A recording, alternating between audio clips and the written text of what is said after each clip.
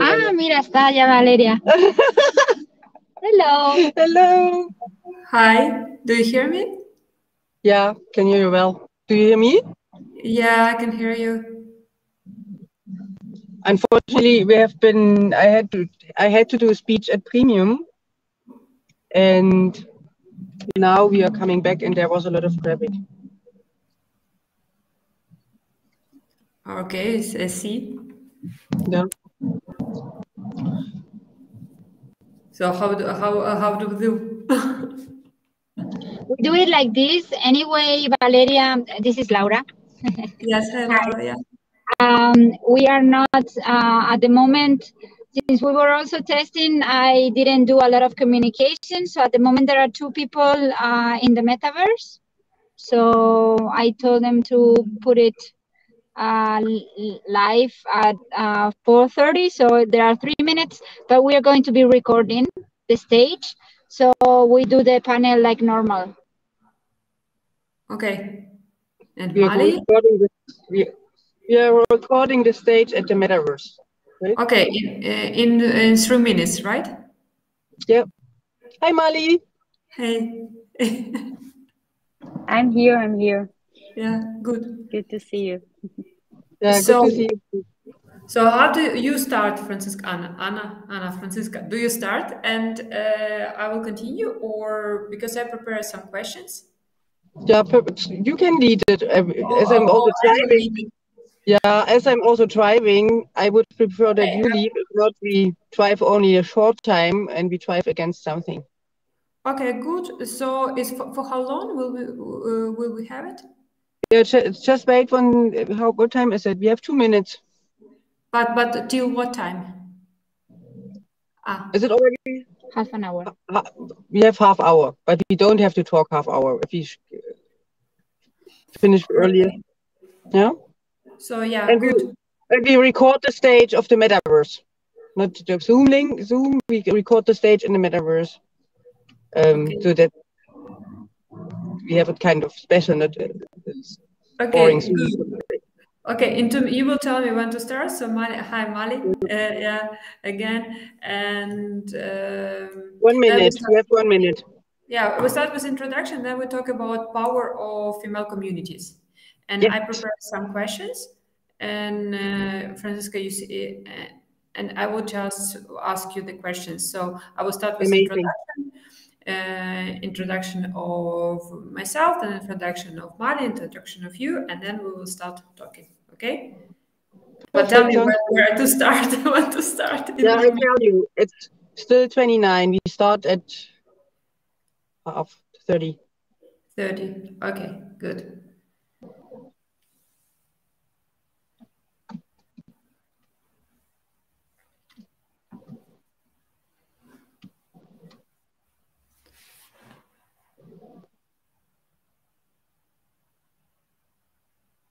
Now we can start. Hi everyone, good evening. Now we start a discussion about women in technology and empowering in female communities. My name is Valeria and I am leading the community of females from Ukraine, Women in Tech. We are one of the biggest communities in Europe. We have 4,000 participants, but during the war, we now are spread all around the world. And yeah, so, and I'm a B2B marketer. I know Anna Francisca for a very long time, and I'm a big fan of female empowerment, female communities, and female leadership in IT. And I want to give a word to our guest, Mali. Thank you very much, Valeria, and great to see you, and also, of course, Anna, to see you again today. Super happy to be here. So, Francisca, would you like to introduce yourself? Yeah, okay. Hi, I'm Anna. I'm CEO and co-founder of Yuna, and also Universe conference series with the Metaverse, where we see now the beautiful discussion. And yeah, back to you, Valeria. So what I would like to ask to start, Questions to you, Mali, and to you, Ana Francisca. As I'm very new on this stage, in the community, I've been doing community only since April 2022. But you have been leading women female empowerment since long, as far as I know. So Mali, can you tell us what are the main changes? How was it developing during these last 3 years? Thanks for the question. It's like definitely changing from country to country or culture to culture, but in general, we definitely see a big process. I mean, I always have two hats, so I would use the hats of the network. This is the W Launch, the community, but there is another hat as an investor, because I believe that with no capital we cannot really move the needle. So the process is absolutely positive, but we are far away of being compared to other. That the numbers are higher, and the encouragement for women to I would say develop product or leading companies or definitely start to invest, it's not that high, or even like treated it as too risky. So I don't want to be that positive, but I can definitely say that everything we're doing in W Launch, we're doing with partnerships, and we're doing with ambassadors. And there are a lot of guys and women supporting this with all levels, like from politics, family offices, venture capitals, and definitely startups and universities.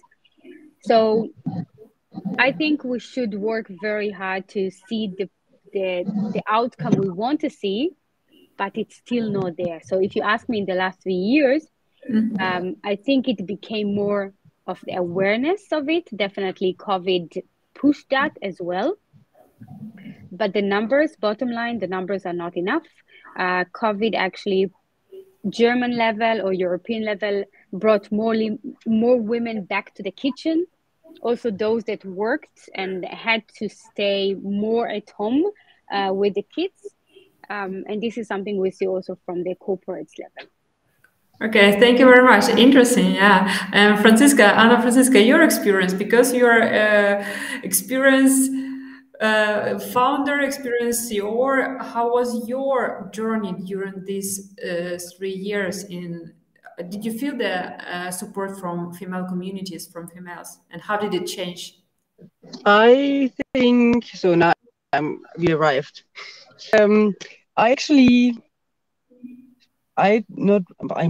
My community is female and male, so I'm in a very diverse community. And I was thinking now, meanwhile, Mali was talking if I know more female founders.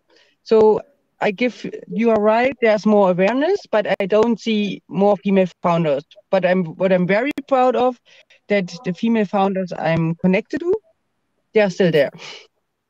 They kept going.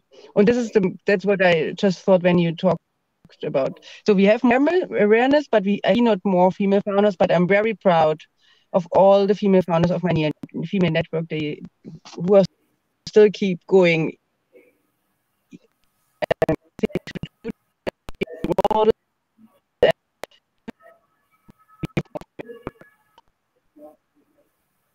Okay, you're disappearing, you're breaking. But anyway, thank you, thank you, Francisca. Yes, thank you, Mali. It's very interesting. Again, yes, I acknowledge that we have awareness, so we know that we need female communities. We need to do something. But what I faced as a new community leader, that there are no specific. We don't have a roadmap. We know that we need to have meetups, so we have meetup. We know that we need to do support, but there is no real specific steps or roadmap, especially for very young founders who are under 25 years old and who want to have their own business. This should be, I think, from my point of view, a target group. So Mali, what do you think? What should be the specific steps? How can we move, in the funnel from awareness to conversion? I can say, to really have more empowered female entrepreneurs. Yeah, I mean, listening to you, Valeria, it's just showing me how progressive we are in a sense of thinking about making a true change. Because you mentioning bringing the people together and running a meetup. So the first company I founded was almost 20 years ago. And as a female founder, I always raised money, and it was from guys investors, and of course along the way we changed that, or we empower more people, and we became investor ourselves. So we started to also connect women with capital.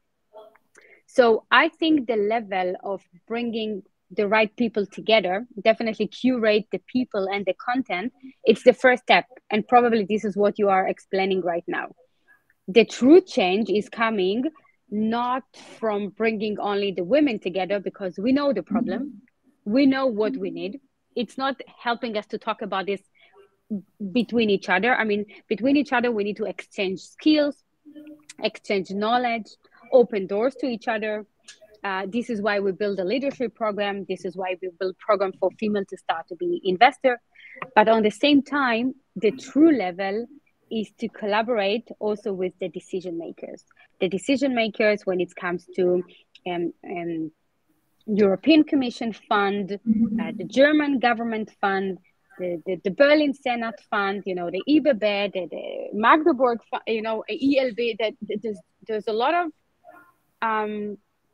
I would say there's a lot of infrastructure for support, and that's the place to bring all of them together. This is exactly what we're doing, to really guide them for a change.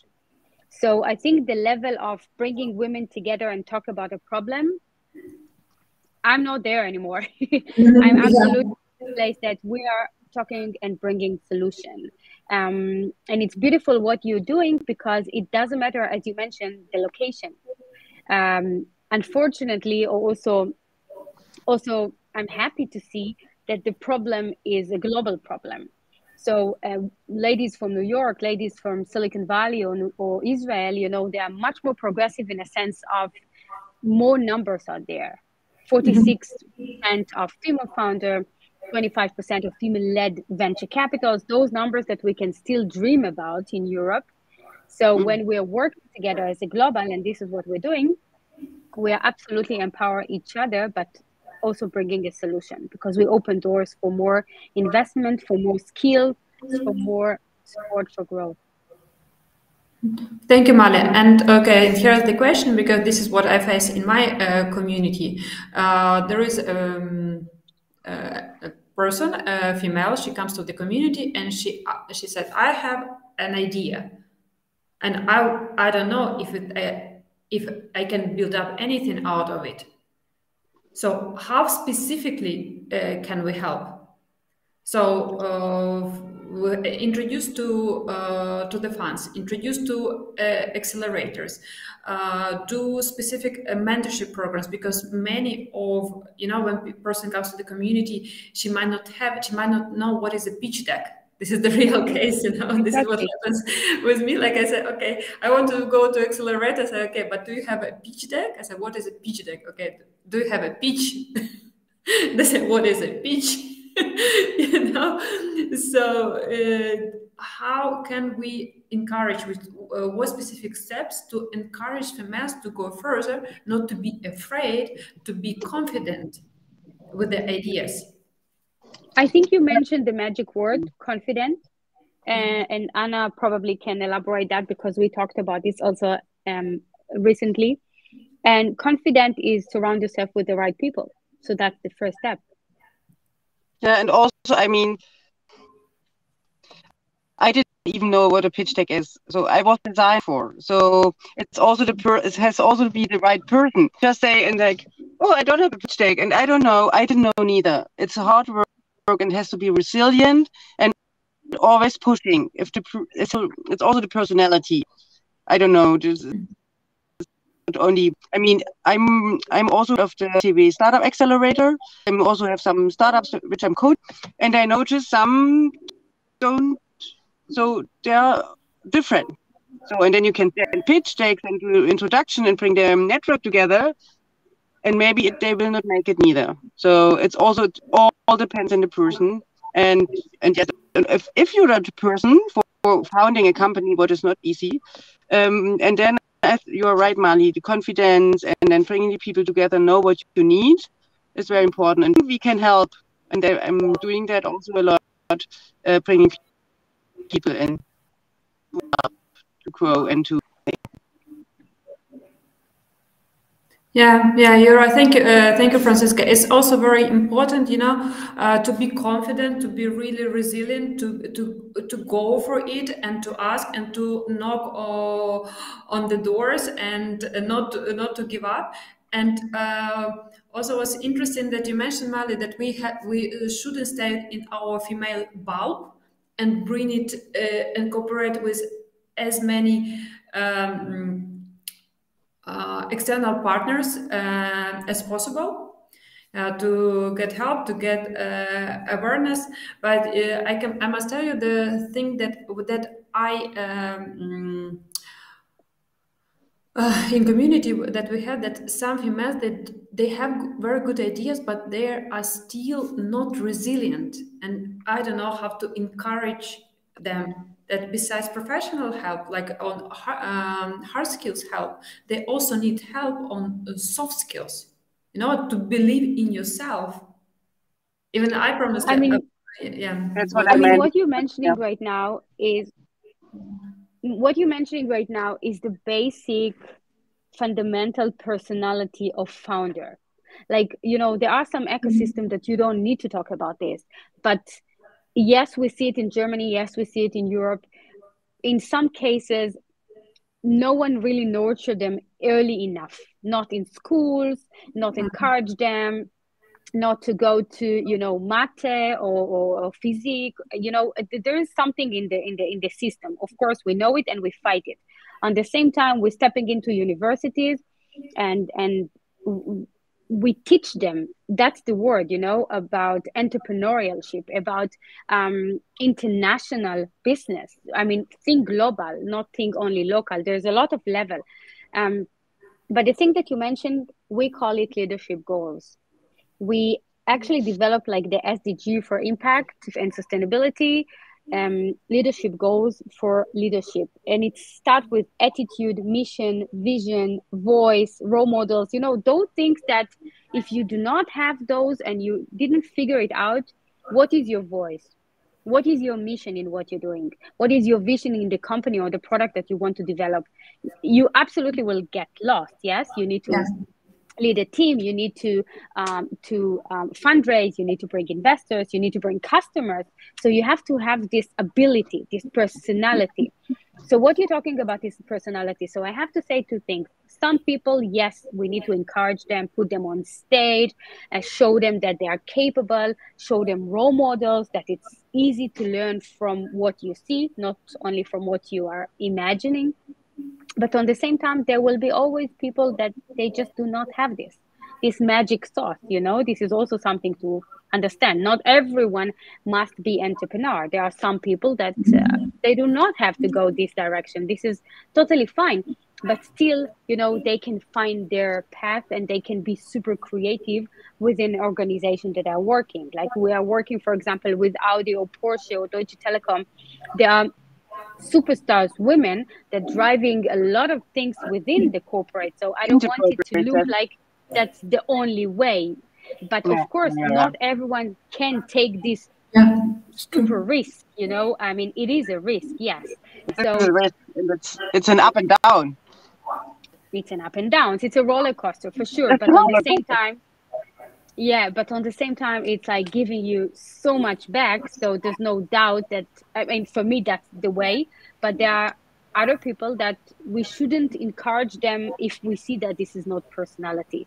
This is where it comes to, to become an investor. You're not investing in the product. You're investing in the people before everything. So if you see that the person is not having this personality or this potential, or we call them like mentorable, that you can mentor them, you can reshape them, it's also fine. You will never step in the company that the product is good, but the team is not there, or the team cannot execute.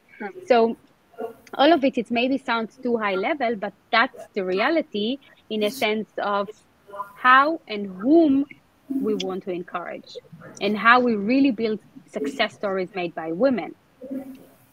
Thank you, Mali. And as you know, it's very interesting because this is in my community we have it consists partly of founders, and now it's less because most of founders they left Ukraine and went to US, not to Europe. And most of people in my community they just work in IT as product managers, as project managers, as marketers. And I really see for myself there's a lack of entrepreneurs, founders. And my questions to you as an experienced entrepreneur, businesswoman, investor, how can we attract these females to communities, the ones who want to be founders? And where can we find them? How can I reach out to them? Should I answer something? Yeah. I would also say, if the person is a real entrepreneur, they will find you. Right, Mali? I found you. I vowed you 1,000 times. Mali, Mali, Mali, Mali. Until I came to your office, right? It's like, if they really are entrepreneurs, they will find you. That is my only answer to that. And thank you for saying this, Anna, because if you need to go to find them, that's absolutely not a good sign, you know? I would say the reason that there is W Lounge out there, it's because there is a need. It was a need. It was a pain point. It was like, I wish I had that when I started, when I was 26, my first company, you know, all this support, all this access, all these people that you can pick up the phone and ask questions. So you're probably asking this for yourself. So I would say, define who you want to help. And if you define, I would say, women, what is the age that you want to focus at? Like for me, there's no age, because I know that there, you know, I would say the more experienced women always has to support and you know, lift each other up. This is our responsibility right now. Yeah, we want to change it. If we want our daughters to have easier way, we need to make it easier for them by lifting others. Yes, and this is a role model. Someone else helped her. Like when I built my first company, I also had a mentor, and she really supported me. Sometimes it was only words, but I knew that at some point I will do it as well. You know, this is kind of like something that I would call it from generation to generation, but this is culture, and this is business culture. So you have to define what are the values you're bringing in, and what is the content that you want to bring in your own community. So if you say that most of them are like employees and techie people, which is beautiful, you can absolutely say what is usually missing for those people. You know, for example, for employees, we're talking about negotiation, promotion, own your ideas in such a big organization, brand yourself within a great organization. So you have to claim your power as a community, and as Anna mentioned, they will follow, because if you are becoming the asset, they will come to you. Yes. And also, I had one idea about that. When you say you're working with developers and persons, I think actually that was that Techstars was founded for developers and tech, because the tech person and developers cannot do marketing. Valeria, you have been with me inside. They said always, you are the only one doing marketing, but we are coming from the design part, you know. And then I believe that Techstars was founded, for example, for developers and techies to build a company, because they know to develop, but they don't know to do sales and marketing. So you have to decide what you want to build as a community and what you offer for whom. It's the same. I mean, it's the same like in a company, in persona, whatever it's called. Yeah. Exactly. That's what I agree. Okay. Yeah. Thank you a lot for advice. And because Mali, you're right. I was asking it for myself, for my community, because we had a big change in Ukraine. It was more founders oriented, but again, because of the political changes, many females came here and they decided not to continue their entrepreneur journey. because they want to have a break or for different reasons. So my next question would be, and you see that war happened in Ukraine and what is happening in Iran, and we are facing recession. How do political changes and economical changes influence female leadership, female entrepreneurship? I think it's influenced everyone, not necessarily women. I would say that we see it, and we actually talked a lot about this within universities, but also within corporates and even in the European Commission level. Every time there is a crisis, even like COVID, you see the numbers are down like super fast because women are back to their village, families, kids, you know. So like when you don't have this, I would call it prosperity, then we go level down, and the level down are the basic needs, and the basic needs will always bring the women closer to the kids, closer to taking care of others. I'm always saying, like, by the way, entrepreneurial mindset, there's no women on earth, never ever, that build a company, a product, that it's not with a reason to make an impact, to do something for her kids, for her village, for the guys, to do something good. Let's call it even like tech for good, or like product, or even like doing clothes or designing something, that it's something that they find as a solution for someone, like it's a social impact. So back to your question. Exactly. So back to your question, absolutely the numbers are down when we have any crisis, but we have to be there as a community, as a politicians, as an investor, to make sure that we are not stopping and we are not making even any pause. During the COVID time, a lot of venture capitals and investors really hold on, but the strong one never stopped. Never stop investing, never talk, never stop the discussion. And honestly, even right now, the smart one, the good one, they're always in a search of investment. They're always in a communication. Not necessarily they will open the pocket right now, but they never stop the process. So what we have to do, we have to put our heads a bit down and to let it go, or to let it pass. But in a product level, in a company level, each company has to make sure that she has enough runway, because it's a time that you have to, you know, shrink yourself a bit down in a sense of financial, and not hiring hundreds of people or over the top and take your operation into the maximum capacity. And this is what's happening usually in this time. No one stops, no one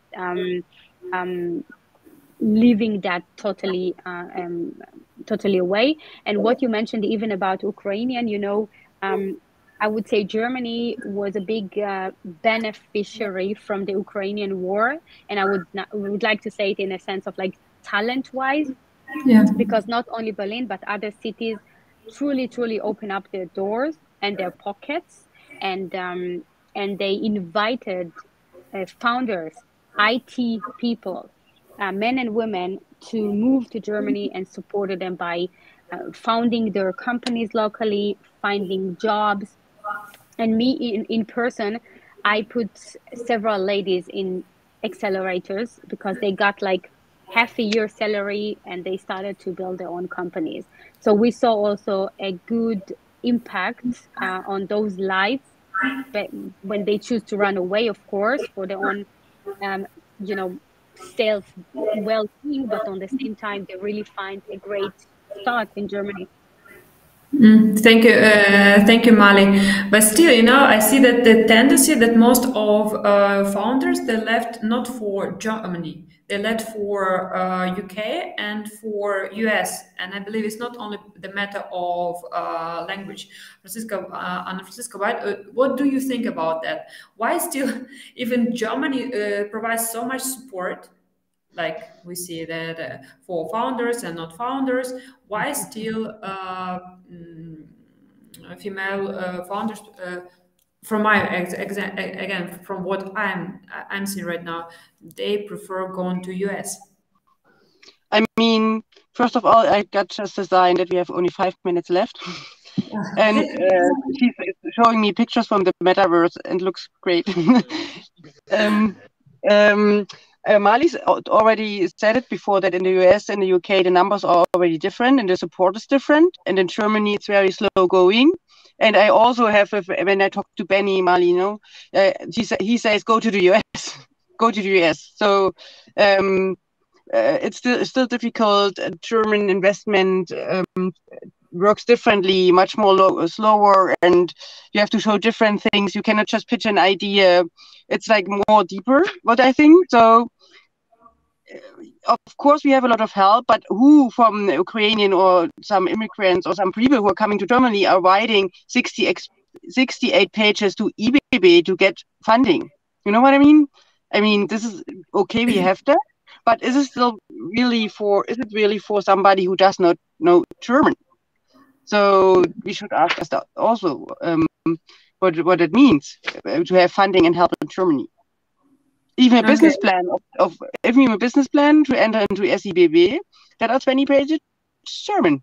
I don't know if we can enter it in English, Bonnie. I don't know, but so you can enter in English, and we absolutely did it before. But it's a very good point, because eventually Germany is German country. I mean, there's nothing to hide or to, because eventually it's a different culture, a business culture, and it's a different language. But yes, it's better and better. In Berlin, it's absolutely different. We are in Berlin. Yeah, we are in Berlin. Oh, yeah. Berlin is different, you're right. But go without saying that you're right. When you build a local company, you probably will need to find a local partner, local team, people that can help you to overcome this obstacle. That's for sure. Yeah, and also I see in the US much more possibility that companies are innovating, understanding innovations, implementing faster. They are not just failure seen differently. You know, you can fail in the US. In Germany, I don't know, failure is like very bad. So it's different. If I would have the choice, maybe I would. I have my whole network here and I love it. And yesterday we had an amazing event with the whole network. But I think there are some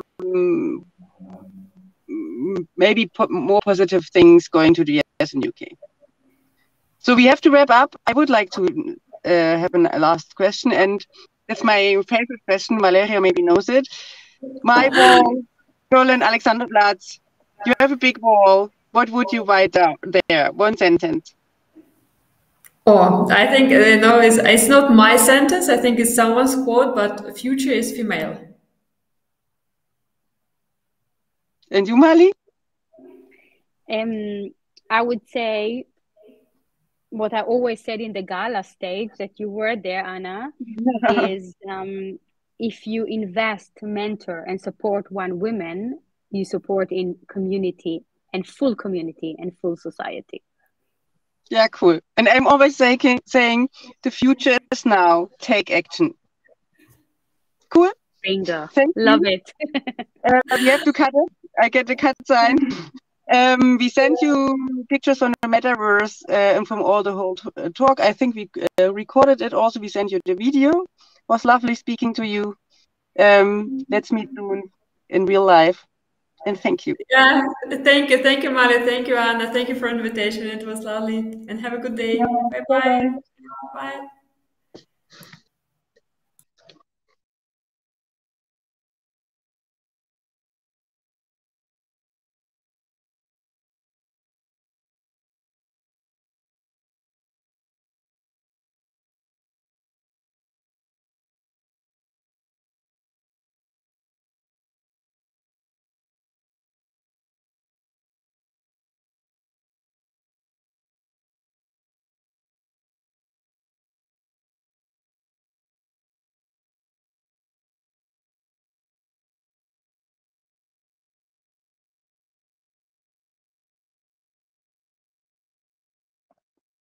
So can we already start?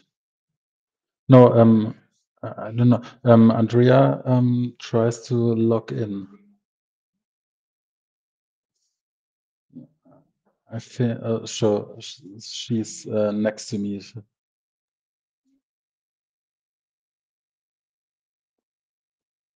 Ah, I think it starts. So I try to share. Thank you. I try to share my presentation. Does it work?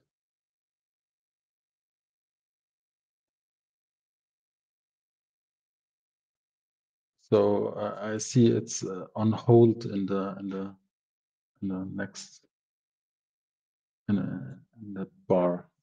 So the other ones can see the presentation, right?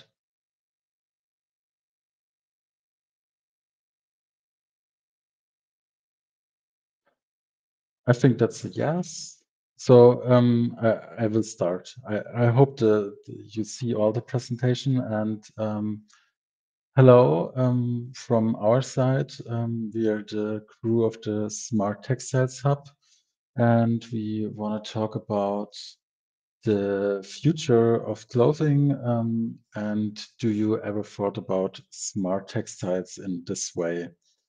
We have one first sample here because we developed with our sister company and some customers EMS suit. I hope you know what an EMS suit is. This is for some this 20-minute fitness studios. You have this electro stimulation of the muscle and getting fit and super sporty on the couch, maybe. So this EMS suit was already on the ISS, so in the space, and it's for better training successes for the astronauts because with zero gravity, it's harder to train muscles, and so they use these EMS suits we developed with this company. And what's very cool, so from Earth to the Moon, because on the next moon mission, the suit will be an official training device. So yes, our invention goes from Earth to Moon. That's very cool. I will talk about our Smart Textile Hub very short. We are founded in 2021, located in Dresden, Germany, and we are a dedicated development center of our sister company, Born. It exists till 30 years and is a flat knitting company. And we are at a hub combine and uniting different competences from different fields. We are very interdisciplinary and we go the whole chain of product development from design, prototyping with our sister company manufacturing. We transfer these whole things and collaborate with different companies to get the best result for our customers. And we are using flat knitting technology and integrate electronics. We're using 3D CAD and 3D printing and ultrasonic welding, so different kind of textile and non-textile technologies. And this is our team. So you see our CEO, Michael, and myself with another hairstyle, and my colleagues, Moritz and Andrea. And Smart Textiles. Now we are on the right page. So Smart Textiles are an improvement and extend functions of textiles with non-textile elements.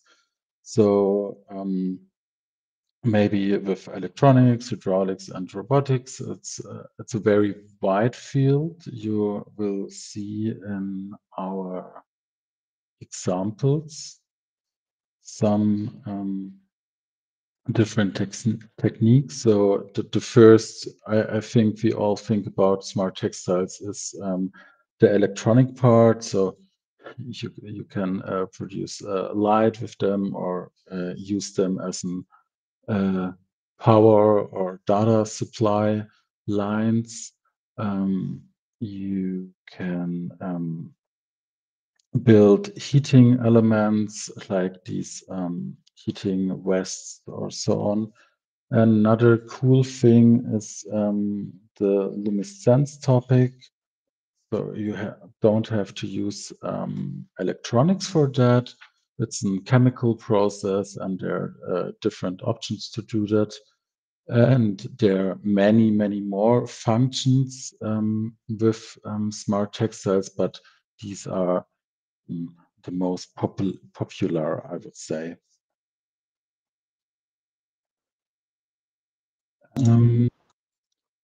Moritz.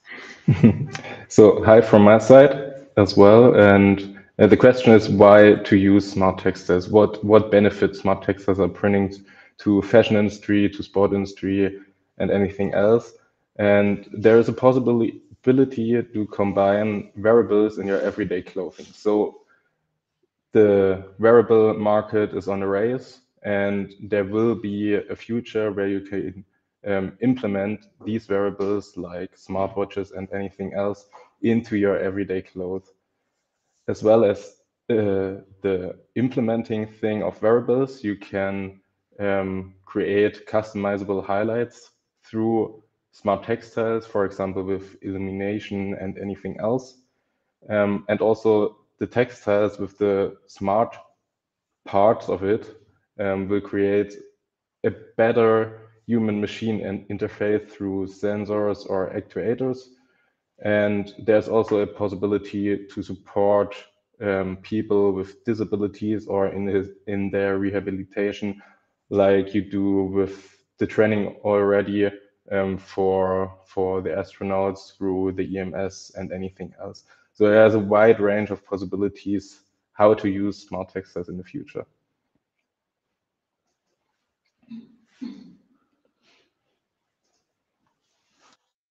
I will show you some products, some already existing products on the market. They're called smart textiles or in the field of smart textiles. So it's not everything is research. We have some real products. The first one in the upper left is from Telekom with Alpha Tauri and Scheller. It's a heating vest, and on the right side, it's from Prevail.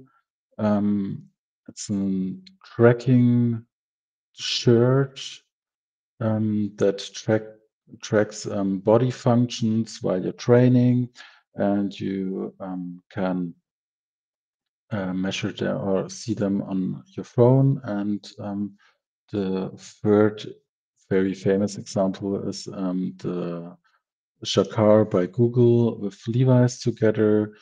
You have here a smartphone control through these intelligent cuffs.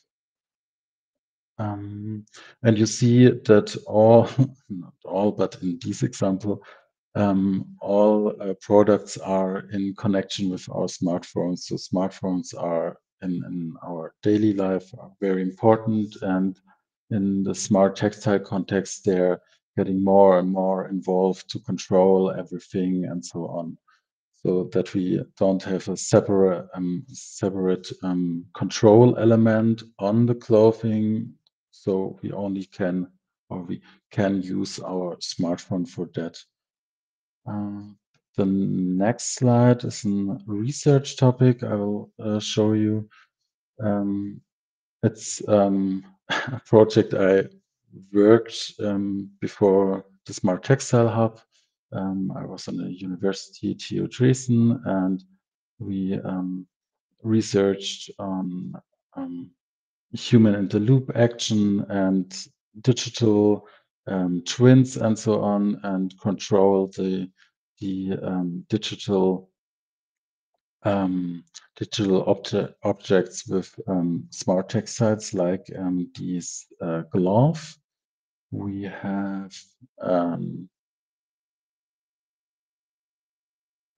video here. So that's a first one of the first gloves you saw. The pictures, it's more involved in this time, and here it's a kind of a gadget to play with the robot rock paper scissor, but it's very funny, and it shows how we can use smart textile in a way to communicate with digital and more specific things. Yeah, right here you can see some product samples of partly of our own. So as already mentioned in the beginning, here you can see the EMS, the Easy Motion skin. It's already developed 10 years ago, so it's very integrated in the sport part already. And as you heard, it was already on ISS. The big benefit of this suit is that it used textile integrated electrodes, and you don't need to make these electrodes wet as they have to from other suits. And yeah, on Earth you use it to support your own training or to shorten your training courses. And it can also be used for astronauts, for example, or even for rehabilitation to get a better muscle contraction than without it. So if you don't use it. So in this case, we use directly integrated electrodes by knitting, but there are also a lot of other possibilities to produce and use other electrodes. So we have, for example, embroidered solutions. There is this opportunity to print electrodes directly on the textile or even on another surface, which could be applied later to the textile. You see it in the left bottom corner. And another example is hot melting. So you have a conductive silicon. You can put it into a cavity and melt it directly on the textile surface. There's another project we did together with Wandelbots, a tech startup from Dresden, and therefore the use case is to create a human-machine interface, so you can teach and move the robot directly with your arm movement.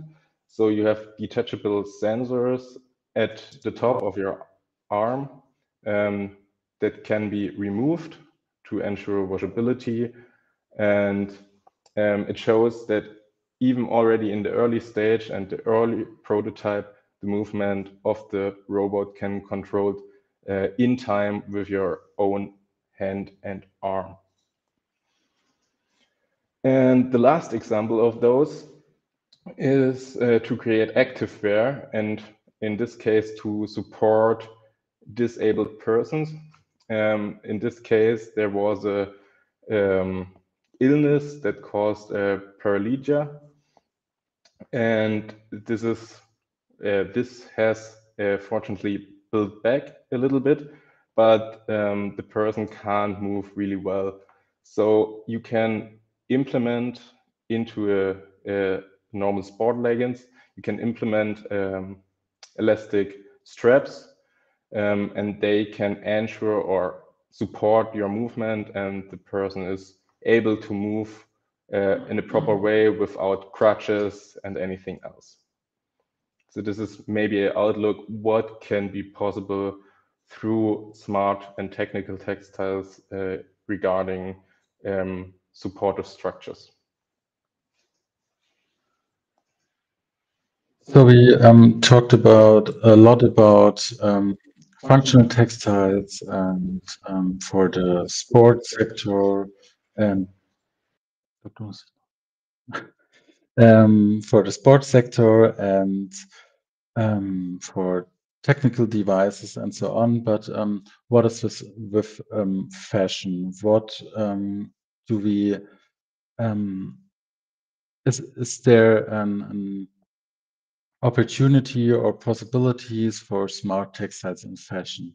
And in my perspective, I would say yes, it is, because so there are a few designers, they already use smart textiles. They doing luminescence in clothing, and it still create a wow effect. It's something special. You stand out from the crowd, and you have some new functionalities. So you already you every time you use a smart textile, it's not only a cloth, a garment, so because you add something on top, and it's outstanding. And how to transfer this? There are different design elements we can use. One of the it's not state of the art. We show you this BMW concept car here. Switching colors is a huge thing, not with lighted electronic elements, more with maybe thermochromic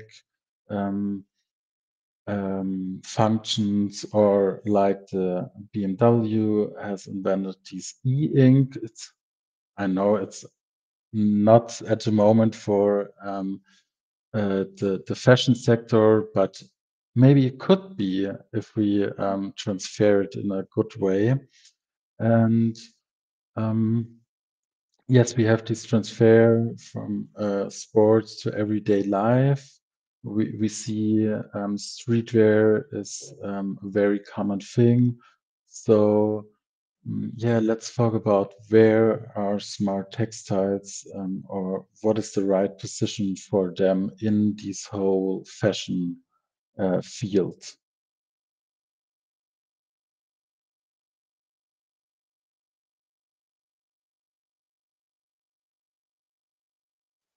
So hello also from my side. I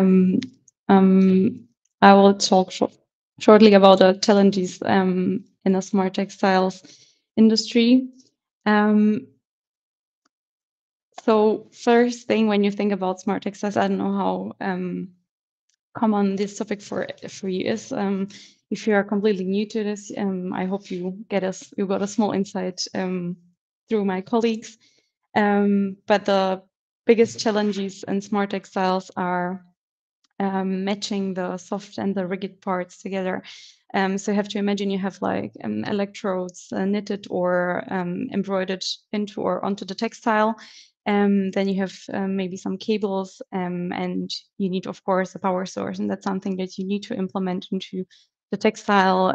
So it could be worn together with a cloth piece, but it won't affect the comfort of the end user. The next challenge would be the functionality of the clothing piece.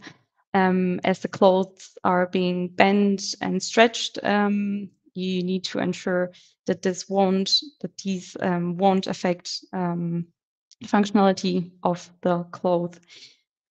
The washability is also a huge topic in the smart textiles industry, as we are using different conductive materials based on steel, also on silver, and the other different conductive materials.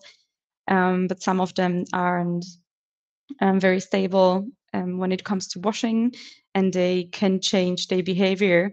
So we have to be very aware what kind of material are we using, and for which type of smart textiles are we using this type of material, so we won't in under any circumstances cause any harm to the end user. The next huge challenge would be the recycling of the textiles. As you maybe know, the topic of recycling is also huge in the textile industry, but also for us, it's kind of a big topic as we are combining very different kinds of materials, mostly basic textile materials as merino wool, cotton, polyamide, polyester, etc. With, as I already mentioned, some conductive materials. We also try to think how we can do this in a way so we can ensure that the clothing piece could be recycled at the end of its lifetime cycle. Next challenges would be when implementing some new techniques or some new materials into the textiles, or when working on new projects. Sometimes you need to use other techniques, other types of materials, or go to other fields, maybe printed electronics. So you have to make contacts with other people, other companies, other experts, and that's sometimes a bit problematic as they are very or quite decentralized. The huge challenge also for smart textiles, what of my point of view, is the biggest problem where smart textiles aren't on a mass market already, as the production readiness because for producing smart textiles, we do not always use only flat knitting. We also use other textile and non-textile techniques. Textiles would be tailor fiber placement or embroidery, and non-textiles, for example, pressing silicone and different printed electronics. And because of combining different technologies, the producing process gets pretty complicated and pretty longer than when you're thinking of knitting or weaving clothing for mass market. So that's also a huge challenge for us to transfer smart textiles or to rethink the producing of smart textiles so they can maybe reach more people. Yeah, the next problem would be the mental barriers. Not a lot of people know what actually smart textiles are. So when we are talking to people, they often think only about the basic heating textiles with some metal wires in them, and maybe of some luminescent textiles with some LEDs or some lights in them. But there is much more background behind this, and there are many possibilities in a smart textile field. So that's something that we also try to communicate to the world and to the people so they get to know these fields better. And the topic that I started the chapter, I started the chapter with the topic of energy supply, and that's the problem that we are also sometimes struggling with, the implementing of the energy source. So it would be it would have enough capacity to supply the clothing piece and would not harm any or would not cause any uncomfort to the end user. The approaches. I'm sorry.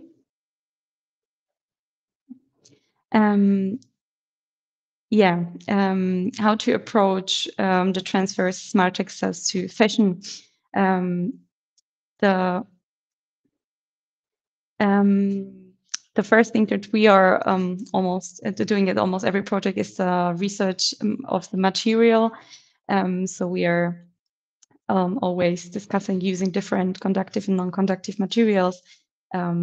When thinking of the washability of the clothing piece, we have to think of some kind encapsulation or detachable connections for the power supply and for the electrodes and different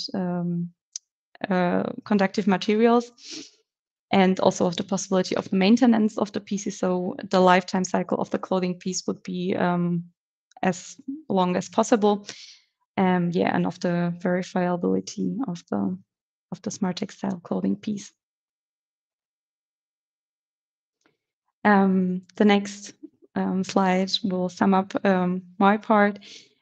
So what we are trying to do, what our approach is creating development center for people who are specialized on smart textiles, and try to do a networking with other experts on this field to maybe create a network of people who are really who have the expertise on this field and can cooperate together. We also try to create new use cases. So we also do our own products. We also try to develop our own products and rethink the way how the smart textiles are being produced today. The co-working I already mentioned, and we are trying to just make people more aware that the smart textiles are nothing that is causing harm to us. But in the other hand, it's here to help us and to make our lives more easier and better. Yeah, so what is our vision, how we can transfer smart textiles to fashion, or what fashion will benefit from smart textiles? So with smart textiles, you can functionalize and lift up your clothes to another level, to outstand from the crowd or anything else. And as we already know from electronic devices or other things, there's a trend to minimalize. And with minimalized support structures, we are able to do a better integration and reduce the confounding factors. And smart textiles, as I mentioned before, will create the interface between the normal world and the digital world. When you think of metaverse, you may be able to have haptic feedback through your clothes or anything else to get a better feeling in the digital world, and this will help a lot, I think. So to close the whole thing, it's just the beginning. I heard a lot in the last few days. The future is now, and it's just the beginning of these whole tech things. So the same as with smart textiles. And we have a wide range of benefits with smart textiles, and we can create something very outstanding with them. One last sentence to smart textiles and fashion. In my opinion, smart textiles are a big opportunity. You heard it before, but not for everyday clothes, because there are too much resources for smart textiles and so on, but for very special and outstanding products. And yeah, so if you want to get in contact with us and have some questions, and so please contact us. And we can chat about smart textiles and how cool they are and so on. Yes, thank you. Thank you, guys.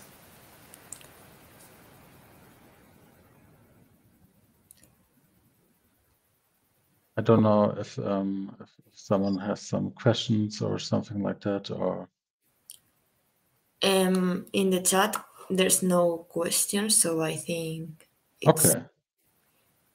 ready. Okay, thank you. It was a nice conference.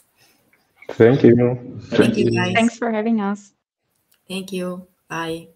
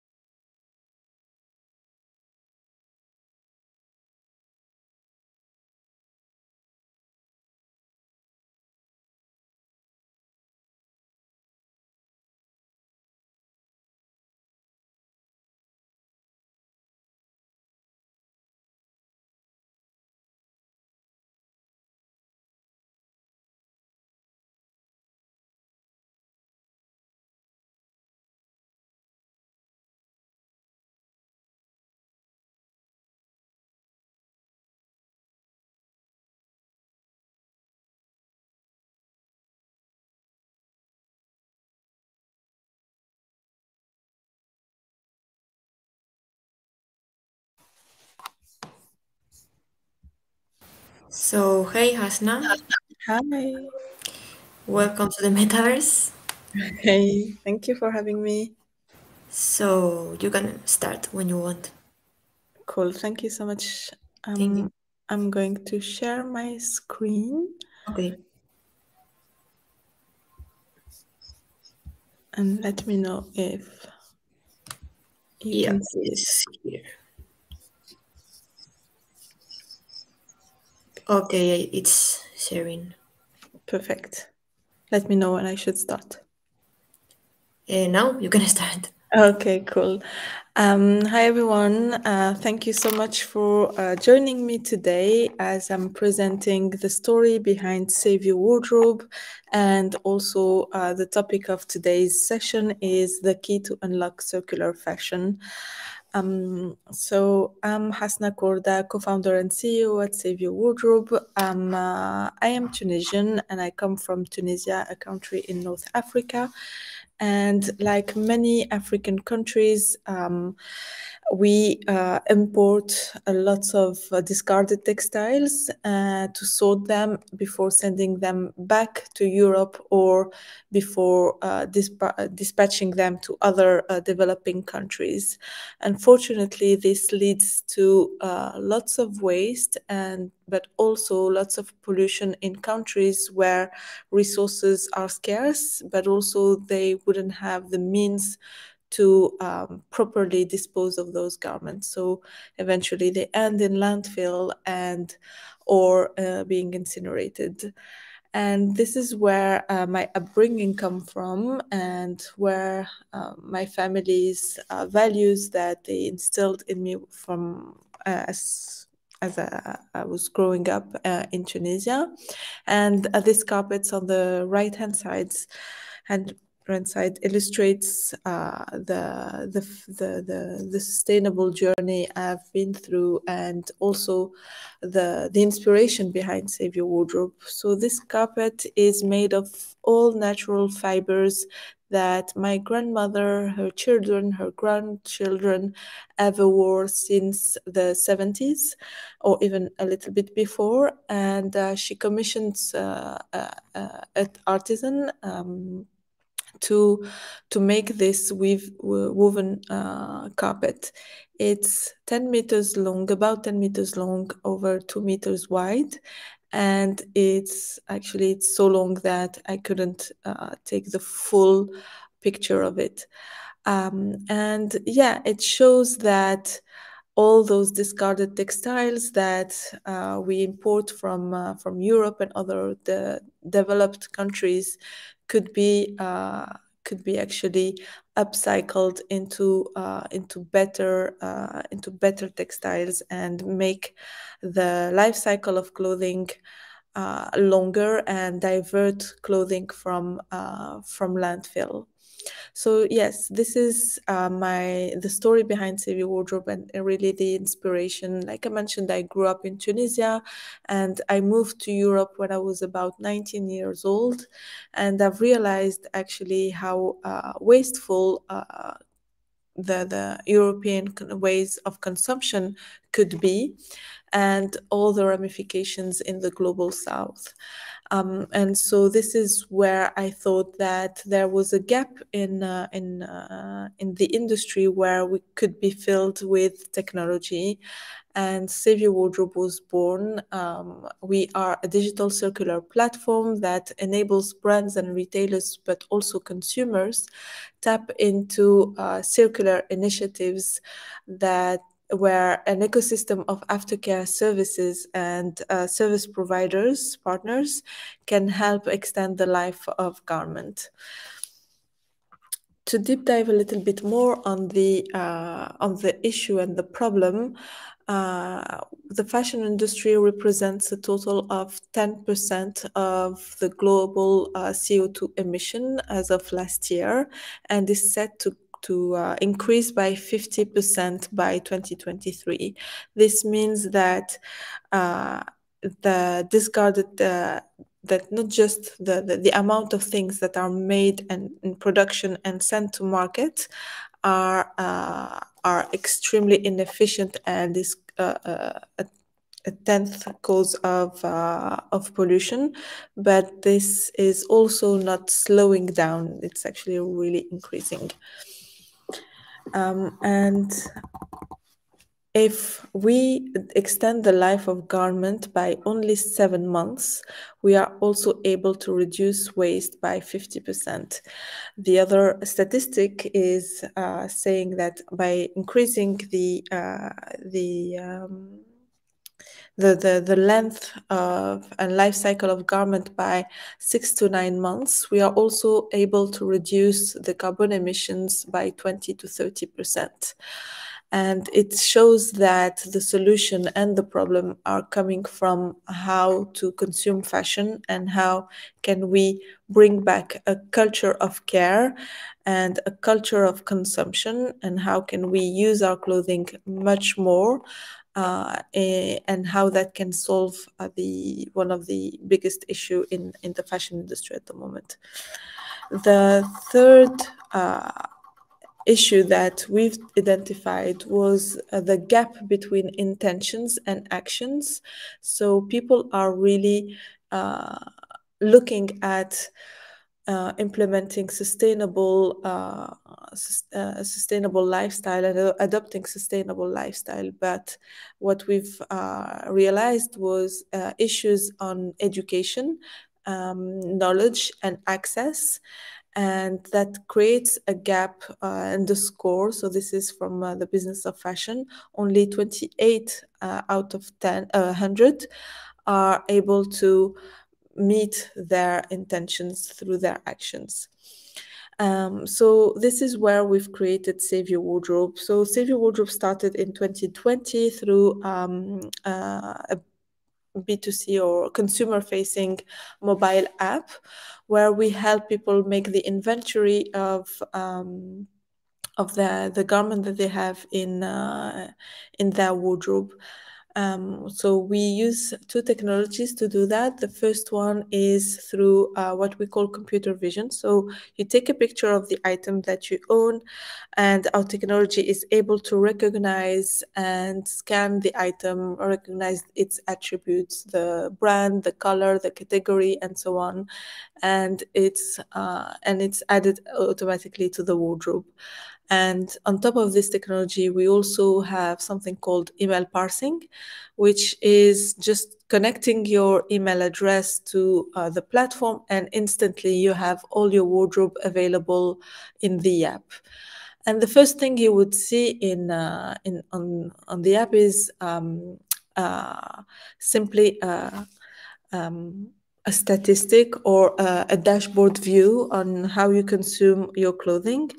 It's through statistics and database as well, and you can see how many times you've worn an item, what are the biggest brands, and through a collaboration with a company called Good On You, we are also able to guide you on the ratings that the brands you own have in terms of animal welfare, working conditions, but also how planet friendly the brand is.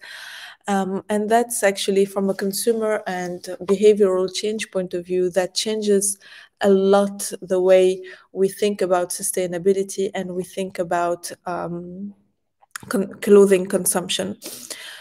So from that, we've decided to expand on features, because we've launched just right before the pandemic started, and people had time to look into their wardrobe and do an inventory and a retrospective on their consumption behaviors. And we've realized that there was a big appetite for better way of consuming clothing and wearing them. And back then there was also this hygiene factor and scare from the virus. So we've seen a growth in services by 400%, which shows again the appetite for bridging that score and gap between intentions and action. So the main focus of Save Your Wardrobe is what we call service infrastructure platform, that I will just explain after this video, and hopefully that will work.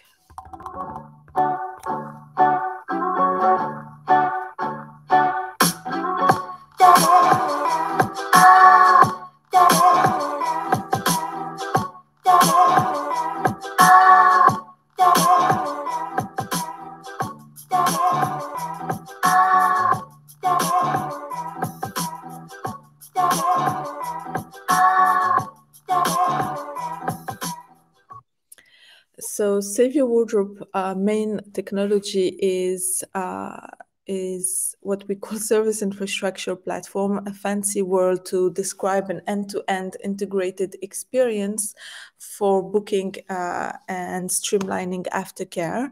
So it starts with a booking platform where you decide what you want to repair or care for. So the items that are in your wardrobe that needs attention and needs a service provider to help you make the most of it. And once you decided, someone will come pick up the item from your house and deliver it to the service partner that will do the actual work on it. And once it arrives in the hands of a circular partner, they have a status engine that will automatically correspond with the consumer, keeping them aware of all the process and also the stages where their item is. So keeping a fully transparent ways of knowing where your item is. And this platform also increases the services and makes the lead times between the booking and the pickup to the actual repair and drop off to about a week. Bear in mind that at the moment, without this technology, the lead times for repairs is around 6 to 8 weeks. So it's considerable change thanks to this technology that we are seeing, and we're also witnessing a better consumption and consumer satisfaction. So yeah, this technology is really built to streamline circularity and make sure that there is a democratic access to it. We've realized before launching Save Your Wardrobe that when it comes to repair and care, often it was the items with a higher price point or with a strong sentimental value that would be cared for. But unfortunately, anything that was bought from a fast fashion brand would be discarded or donated. So we have, so in my next slide, going through the partnerships that we've launched. This one is with Zalando, and I hope you can actually, oops, sorry. So we have a partnership that we've launched with Zalando in October 2021 that aims to extend the life of 50 million items. And we are very excited to support them in achieving this goal through a guided booking platform. And maybe I can, so through this guided platform that has actually a better interface at the moment. The way it works, we've partnered with Zalando and we give them our technology so they can offer it to their consumer, and we help them as well make sure that all the communication and supporting local communities is done through this partnership. We've also launched, not last year as well, a partnership this time in store with Hugo Boss. So if you go to two of stores in Berlin that I am quite unable to pronounce. So if you go to those stores, you can drop off anything that you require, both from Hugo or Boss.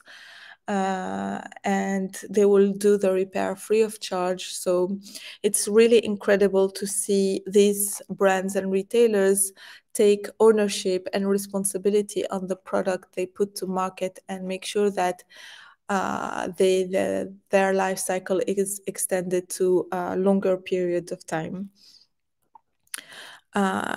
And this shows as well the strategy behind working with startups like Save Your Wardrobe from a brand perspective, leveraging our technology and also leveraging the fact that we are an agile startup. We are also able to make sure that we can quickly go with our technology into offering these services to customers and consumers.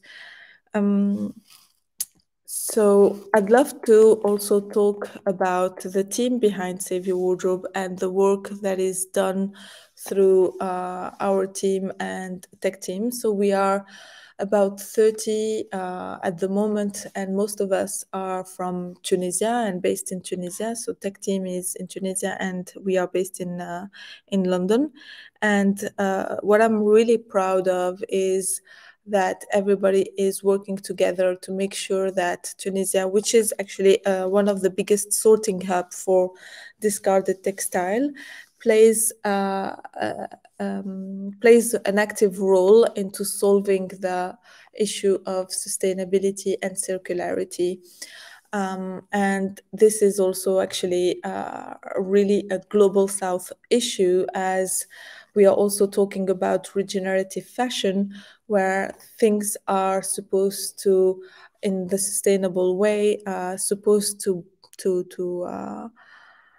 help people and future generation access to finite resources in a way that is sustainable for them, but also making sure that we regenerate the resources and also the skills. And a big topic of Save Your Wardrobe is how can we make sure that fashion skills are on top of mind and also are put back in the loop.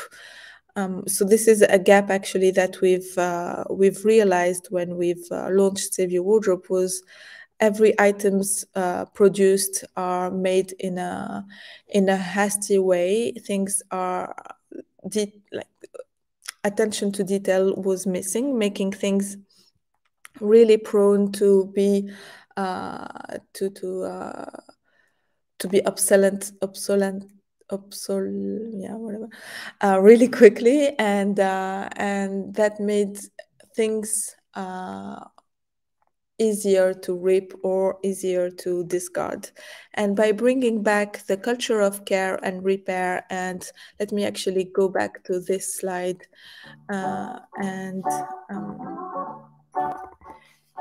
also focus on the care and repair providers that are local but global. So what I mean by that is everybody who are part of our, this is actually the part I was referring to. So each of our partners and service providers that are doing the actual care and repair are able to bring back skills, bring back know-how into the clothing making that got lost in the way through the rise of fast fashion and also through the rise of disposable clothing. And the other finding that we realized was that whenever an item goes through the hands of a repair or a carer, we've realized that it was made in a sturdier way, and things were much more much stronger actually than once they were just new. So how can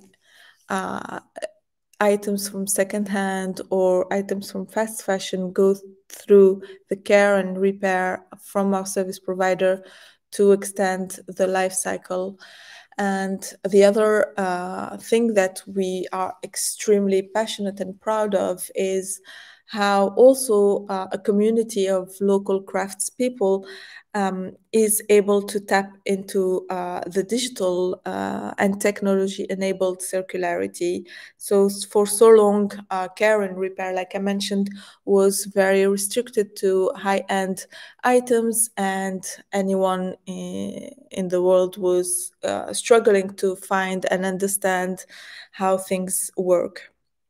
And through the platform that Save Your Wardrobe is enabling, we've realized that not only we are supporting in the digital transformation, supporting these craftspeople into their digital transformation, but we are also helping them streamline their operations and save lots of costs. And in an economic downturn like we are going through at the moment, this is quite urgent and inclusive, as these businesses are able to solve, in our opinion, are able to solve the whole circularity challenge. So in another piece of context, and actually I can stop sharing at the moment my screen. Actually, how do I stop sharing? Okay, cool. Another thing that we need to put back into context is, as I come from a country from the global south that is really prone to having to deal with discarded textile, jeopardizing our own resources, but also putting us in a difficult way of managing high amount of textiles with limited technology and also limited processes. How that affect our position as a developing country in the full supply chain and after purchase as well, after purchase value chain, and it triggers as well the conversation around what I like to call neocolonialism, where productions are heavily in the supply chain are heavily relying on lower costs of production, and countries in the global south having to produce in a very fast-paced way the clothing that brands are requesting from them, which the issue is not only very exploitative, but coming back to the regenerative discussion I was mentioning earlier, it deprives them from their indigenous skills and know-how on how to make clothing, how to master certain types of embroideries and other type of skills, and this is where Save Your Wardrobe is supporting those communities and supporting those local providers into making sure that there is an investment made into promoting their know-how and promoting those skills that were completely forgotten in the value chain of the fashion industry at the moment. So our mission is really to promote circularity, but also put brands and retailers back in the conversation of and their responsibility on the aftercare and after purchase journey of an item, making sure that just the likes of just like the Zalando and Hugo Boss, how can brands and retailers support consumers into making sure that their items are enjoyed for longer and diverted as much as possible from landfill. And we believe that technology is here to solve this issue and making sure that all players in the fashion industry are sitting in the same circular conversation and help and support in their own way.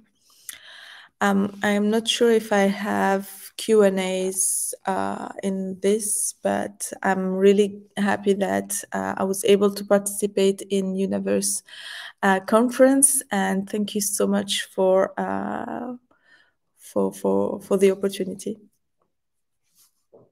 Thank you, Ines.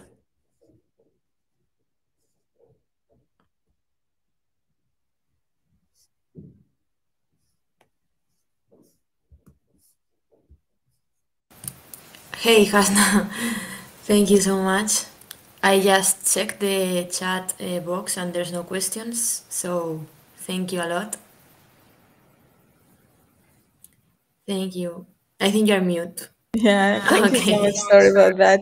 Thank you for having me, and I hope you enjoyed the talk. I'll see you soon. See you. Bye. Thanks. Enjoy the rest of the conference. Bye-bye. Thank you. Bye.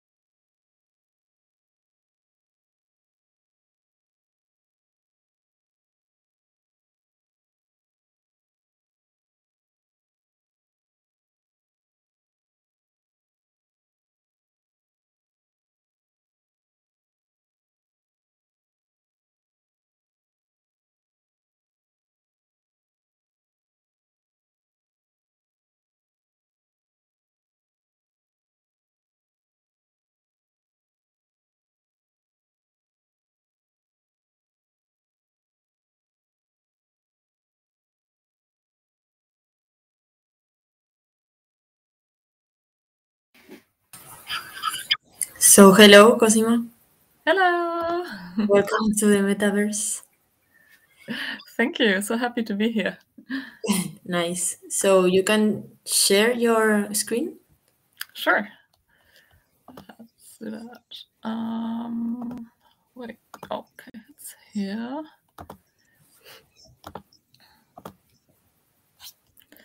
Yeah, here it is. So perfect. Okay, perfect. You can start whenever you want. Okay, then let's go. So nice to have you all here. I am Cosima Golde, and I am talking about the future of loyalty in Web3 and retail. A bit about myself. I'm an innovation consultant at Arvato Systems. Arvato Systems is a IT service provider that belongs to the Bertelsmann Group. And there I work in the innovation team, focusing on Web3 and how, like, what innovative solutions are developing in the space. And so cool to be here and to now be also holding my first presentation in the metaverse. So let's just dive right into it.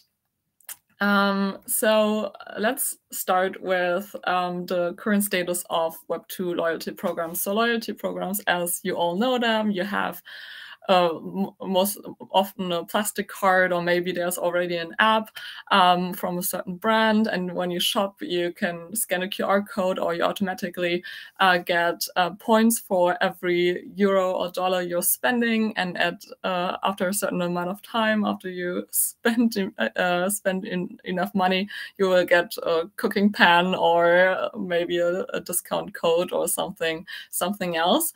And what actually studies found out is that those loyalty programs are not really offering the value that customers are looking for. Actually, 2/3 of loyalty programs, according to McKinsey, are not really helping the brand, but on the contrary, they are actually eroding value when it comes to the customer brand collection.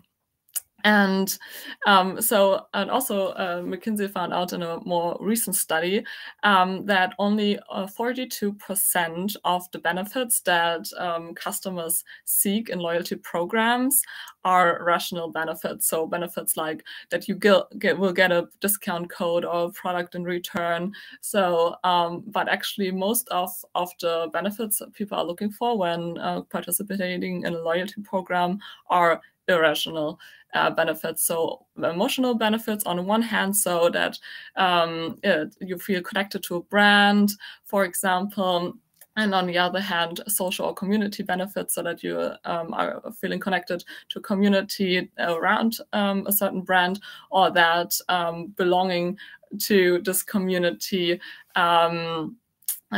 connects you to the values that the brand offers. So and all of that led to a very interesting finding, I thought, being that in the last 2 years, or not the last 2 years, so from 2018 to 2020, 9% of Gen Z customers are like not that active in loyalty programs anymore. So we especially have a problem in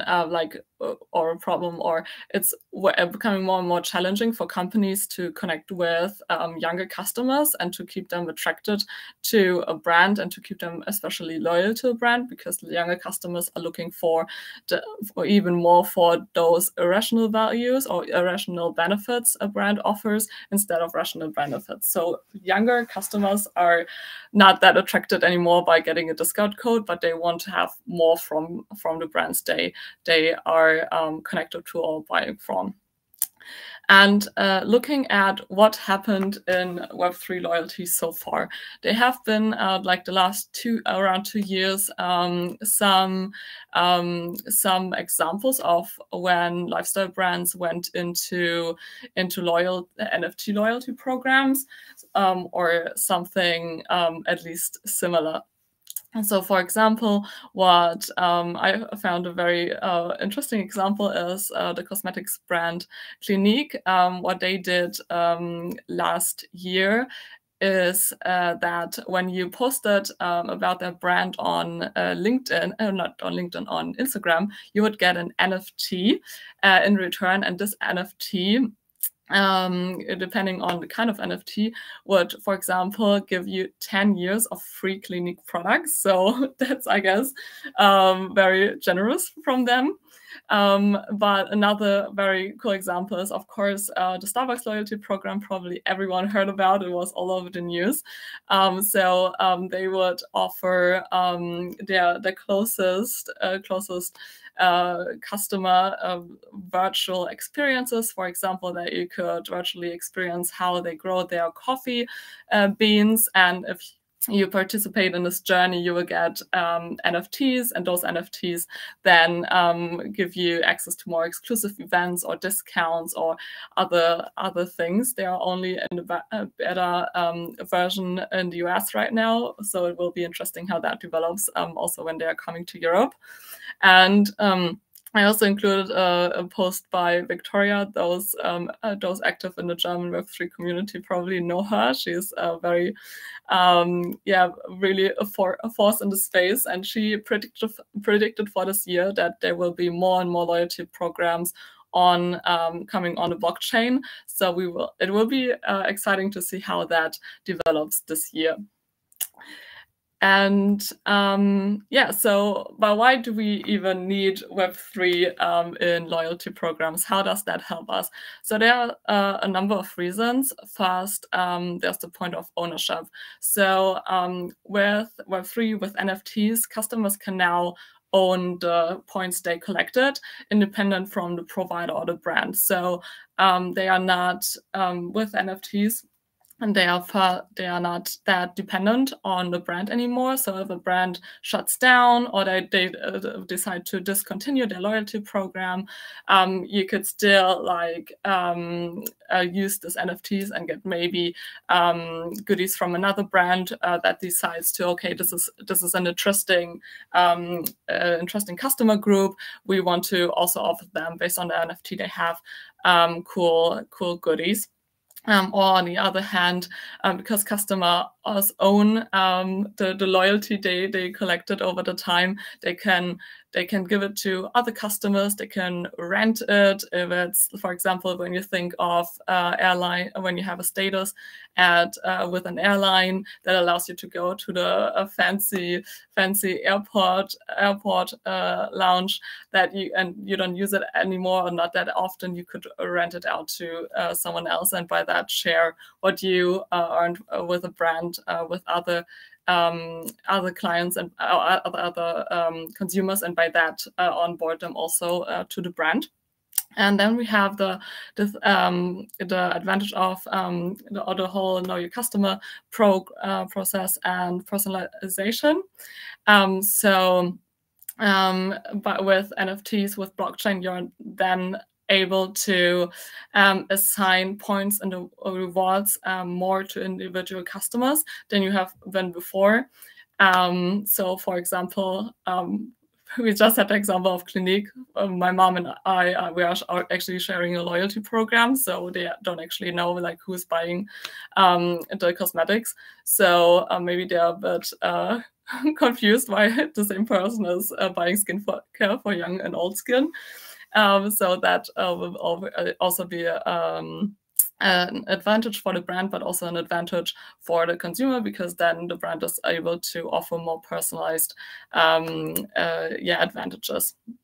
And then brands are, with NFTs and loyalty programs, are able to offer value that is more recurring. So, for example, you can give your customers access to a token gated online shop or branded metaverse.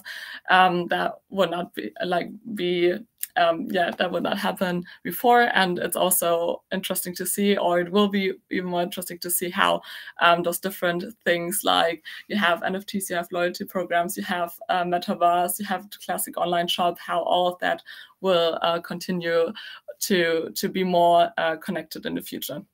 Then you can reward your community for word of mouth. So if your community is talking about your product on social media or shares it with their friends, then you can reward them for it.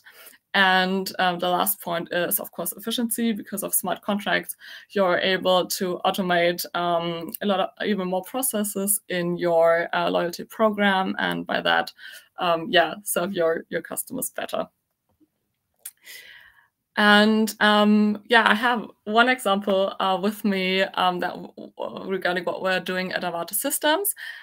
We just developed a prototype of our very own loyalty app. It's a white label solution, but you can download it in the Avato design on the App Store when you look for Loyalty 3.0. And what we did here is that we wanted to incorporate this community focus that you have in Web3 into loyalty programs. So what we did is that you can collect puzzle pieces, in this case of a t-shirt, it could be any product, at various touch points you have when you shop, or when you follow a brand on social media, or when you go to an event by the brand. And so you can collect all the puzzle pieces from every time you had an interaction with your brand. You can see how you also have a timeline, so you see, okay, so how long am I connected to the brands, and you have like a little diary. And but what is fun about that, and what the community function is that you can exchange those puzzle pieces. So you can, some puzzle pieces, depending on of course where you collect them, you can collect more than once, and then you can exchange it with your friends, and by that have a fun community experience, but also of course onboard new people to your favorite brand. And then, of course, when you have your puzzle complete, then you can exchange it for whatever goodie the brand offers you, be it a token-gated online shop or some like NFT. Of course, the puzzle pieces could be NFTs, but the whole puzzle then in itself could also be an NFT, depending on how, like, what the brand wants its loyalty system to look like. And there's the video, forgot about that. So we launched the prototype at the Handelskongress last year. So that's a trade show for retail companies. And so we put the QR codes of the puzzle pieces all over the exhibition. So at our own booth, when we did a presentation, and also all over the venue. And it was so cool to see how people collected these puzzle pieces, and then they could get a t-shirt from our company. And it was just nice to connect with people through this app, and through collecting the puzzle pieces. And it was such an amazing conversation starter, and it showed that people really connect through such gamification. And so our vision is that that Loyalty 3.0, or like Web3 and loyalty, really allows you to have to connect with your customers, or the customer with your brand, depending on the perspective you take through the whole customer life cycle. So you start at awareness, that, for example, a consumer gets a puzzle piece gifted by a friend. So this is like the initial touch point. And then through the gamification, it's fun to collect even more puzzle pieces at events or on social media. And by that, a long-lasting relationship is built. And then, of course, there was all the time this interaction between the consumer and the brand, that you would, as a consumer, you get rewarded for collecting the puzzle pieces by, for example, the token-gated online shop with special offers. or that then you would get, for example, also a digital twin of a product that of the product you bought that you can use in the metaverse. There are already a lot of examples from Adidas or other brands where you get virtual fashion. We see a real really a rising popularity regarding virtual fashion, and you could also, of course, connect that to loyalty programs. And that over the whole customer life cycle you have more and more personalization, also because you get to, of course, know the customer even better. And then I also brought an example that we were involved in. So the RTL,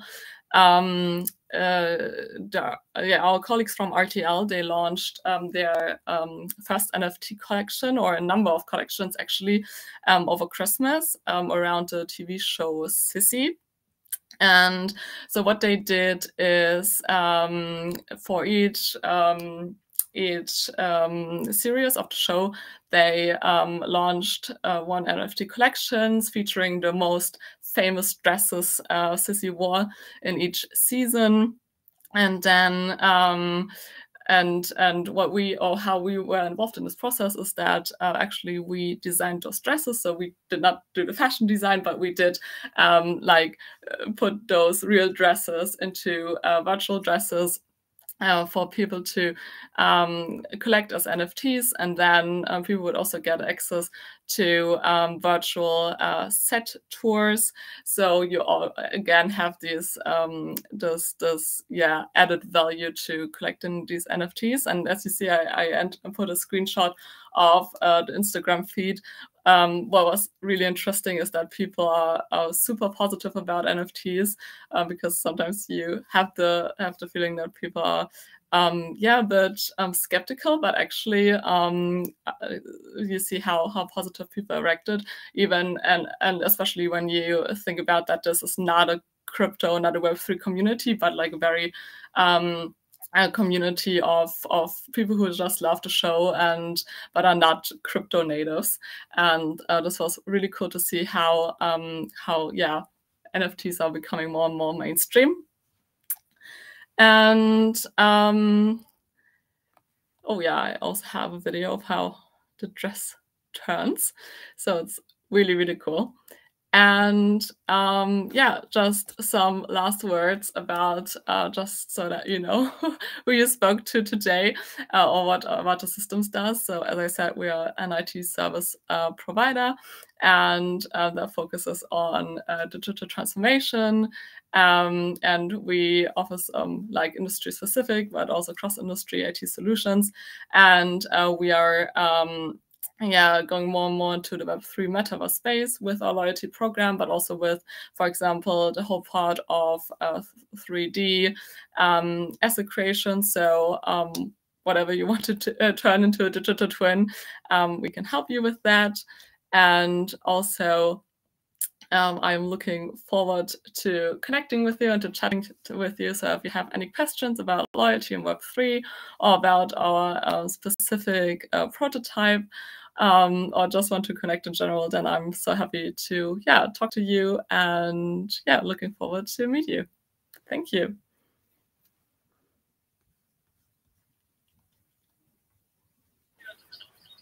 Hey, Cosimo. Thank you. Thank you. Let me check if there's questions. I think there's other questions. Perfect. If anybody has a question, can write in the chat, but there's no questions right now. Okay, so I think there's no questions. Thank you so much. Thank you so much for being here. Thank you. Bye.